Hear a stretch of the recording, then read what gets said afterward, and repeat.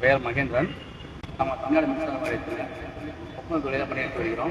எங்களுடைய நீண்ட நாள் கோரிக்கை தினக்கூலி அடிப்படையில் நேரடி நியமனம், பணி நியமனம் இதை வலியுறுத்தி தான் சேர்ந்து தமிழக வெற்றி எங்களோட இணைந்து போராடினாங்க.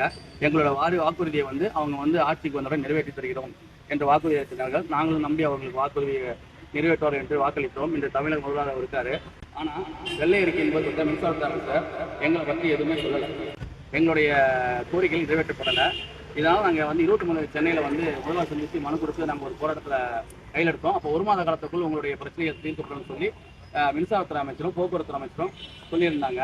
ஆனால் நேற்று ஒரு ப்ரெஸ் மீட்டில் பார்த்தீங்கன்னா மின்சாரத்துறை அமைச்சர் நான் 15,000 டிஎன்பிசி மூலமாகவும் 5000 சில்லரை 7 வருஷத்துக்கு முன்னாடி தேர்வில் தவறிய அந்த கேங்மேன்களை நான் போட போகிறேன் அப்படின்னு சொல்லியிருந்தாங்க. அப்போ அந்த 7 மாத காலத்துக்கு நீங்கள் என்ன பண்ணுவீங்க அப்படின்னு கேட்டால் இந்த டெம்பரரி கான்ட்ராக்ட் லேபர் 7 மாதம் பயன்படுத்தணும்னு சொல்லியிருக்காரு.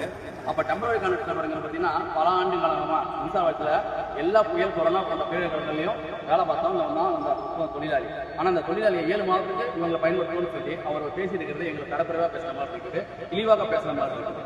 ஏன்னா காலங்காலமாக இந்த தொழிலாளிக்காக கஷ்டப்பட்டது நாங்கள் மட்டும்தான். அப்படி இருக்கும்போது அவர் எப்படி இந்த ஒரு வார்த்தையை தவறாக சொல்றான்னு தெரியல. எனவே தமிழக முதல்வர் அவர்கள் அவர் கூறியதை அதை வாபஸ் வாங்கணும். அதே மாதிரி மின்சார வாரியத்தில் 20 வருஷமாக கஷ்டப்பட்ட ஒப்பந்த தொழிலாளிக்கு நீங்கள் தான் சொன்னீங்க உங்களுக்கு பணி நியமனம் செய்யப்படும்னு சொல்லி நீங்கள் சொல்லியிருந்தீங்க கடந்த காலங்களில். எனவே எங்களை நேரடி பணி நியமனம் செய்யும் முறை இந்த போராட்டம் தொடர்கிறத நாங்கள் தெரிவிச்சிருக்கோம். தமிழ்நாடு 15,000 மேற்பட்ட ஒப்பந்த தொழிலாளர்கள் பணியாற்றிருக்கோம். உற்பத்தி மற்றும் விநியோக வட்டங்கள் 2லையுமே அடுத்த கட்ட போராட்டங்களை இவங்க எல்லாருமே இன்னைக்கு தான் போராட்டத்தை அறிவிச்சிருக்கோம். இல்லைன்னா சென்னையை நோக்கி நாங்கள் தலைமைச் செயலகத்தை நோக்கி பயணம் செய்யறதா